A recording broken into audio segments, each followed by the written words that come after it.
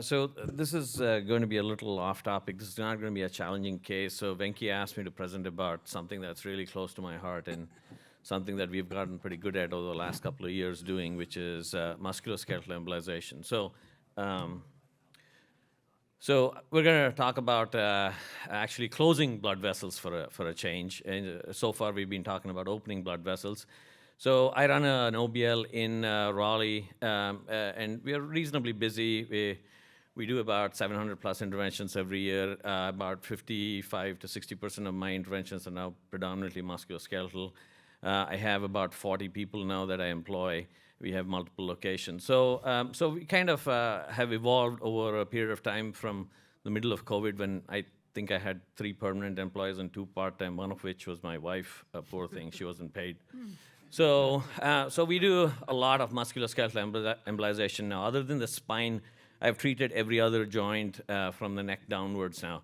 So we specifically speak about GA since Venki said I could have a buffer of about a minute extra, so we'll try to go over. So what is it? What's it for? Does it work? How does it work? So this is the point in time when I'm talking about this. You know, there was a lot of skeptical eyes in the room, and they say, man, you know, osteoarthritis is a boring illness. I really don't want to talk about it. You shouldn't be talking about it. You know, you're a vascular guy. You're wasting my time. And there's a whole plethora of emotional responses that come up when I speak about this. So hopefully I'll change your mind about it. So these are CDC data, right? So let's look at heart disease. So there's about 15 million patients with coronary artery disease that get some sort of revascularization. About 28, 29 million people that are being treated overall. About 7.5 million people get cerebrovascular interventions. About 15 million people are treated medically. Look at knee. There are 33 million people living with symptomatic knee osteoarthritis. There's about 67 million people, conservatively 67 million people in 2025 living with symptomatic disabling osteoarthritis, right? And this is data again from 2003, so the numbers may be much worse. This is not an inexpensive illness, just like CLTI, to treat, hundreds of billions of dollars. And the less they walk, the more they die. We know that, right? For multiple reasons.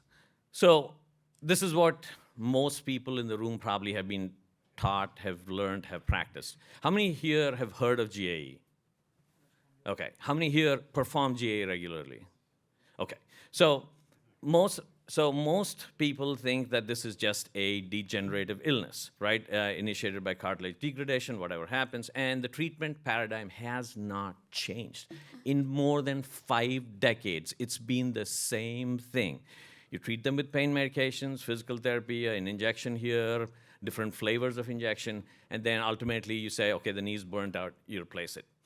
So you have a nice normal-looking knee joint there.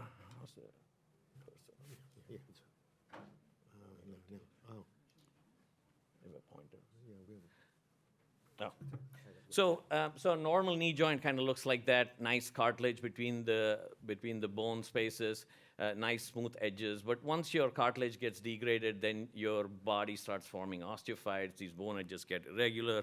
And again, this is how a burnt-out joint looks, right? So I'll tell you a little story about how this field came about. So Paul Mapp is actually a researcher, a clinical researcher, a PhD guy. So in 2012, in Nature, he actually published a set of findings that really set off this field. So he found out that when he put under the microscope the synovium of people with osteoarthritis, this was an entirely different beast. It is very, very hyperemic, very thick, and has a ton of new blood vessels that seem to act like AV fistulas. They were very, very blood avid. Not only that, they produced a ton of inflammatory markers. So that's when Paul said, well, you know, this neoangiogenesis probably contributes to the synovitis. There's osteochondral damage. After that, there's osteophyte formation in response to that. Not only that, there are new nerve fibers that are formed by these blood vessels that mediate extra pain.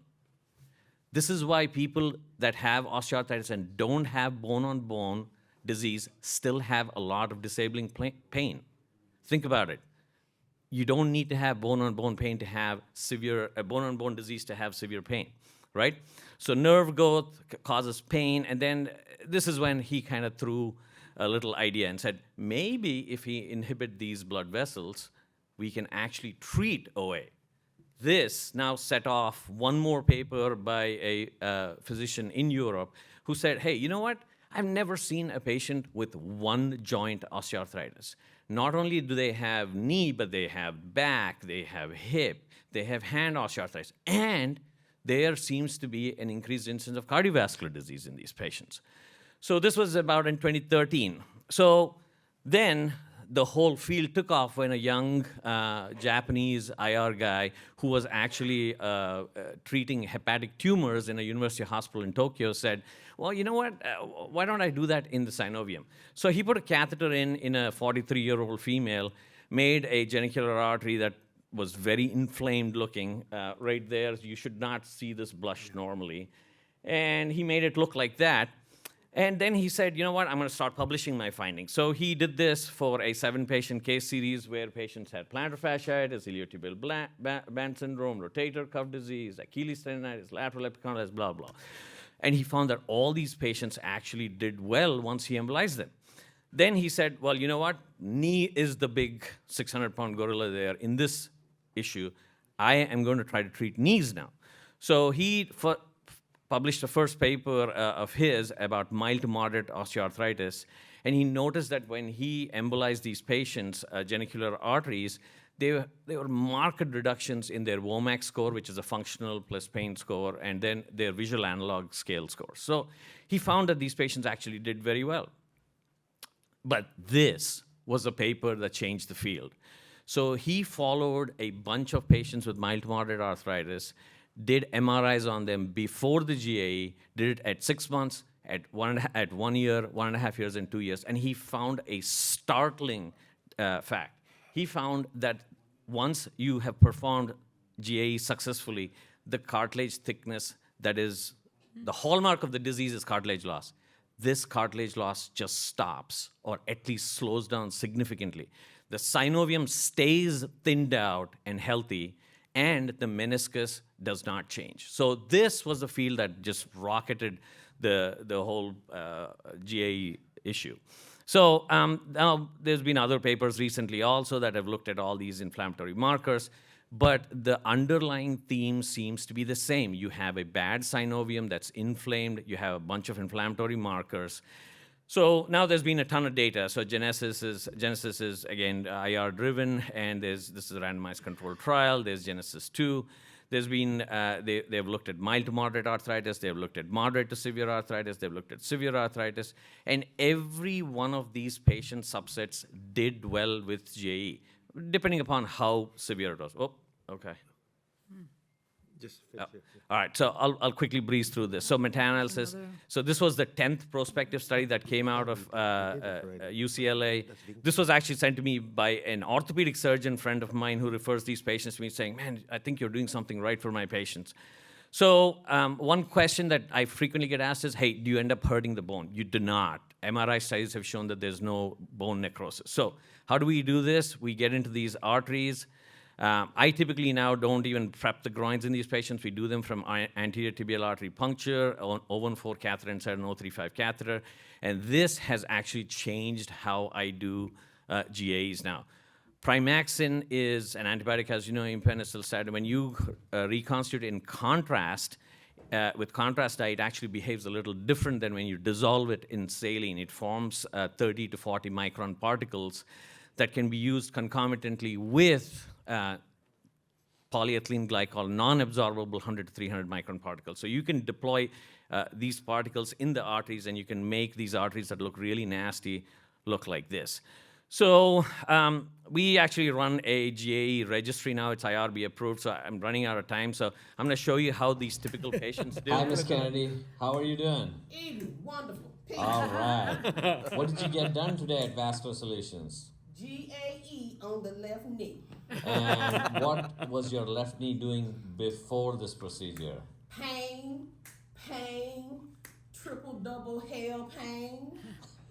And when did you finish the GAE procedure? An hour ago. And how does that left knee feel now? It's ready to jam out. Put it down. I'm ready.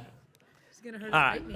Yeah. So this was a lady who was wheelchair, cane bound, and she sent me this from Virginia after she came from Virginia and got her right knee done, became cane free, walked 4,800 steps on her, as shown by the Apple Watch. And this was, so this, I'll talk a little bit more about that lady, but so this is the side effects of the GA. Usually you get a little bit of a skin rash. It's greatly ameliorated by just icing the knee before the procedure. We've never, ever, ever had anybody with skin ulcerations or anything bad like that. You gotta tell me when to stop. I got a lot of slides. So, so that was actually my center director's mom. yeah. And then we now run a training program, a very comprehensive training program. They come in a day and a half before. We do a bunch of didactic lectures. And then if they have a North Carolina license, they can scrub into cases if they get malpractice insurance or they get to observe cases. So this is the director of the cath lab at Cleveland Clinic. We've trained him.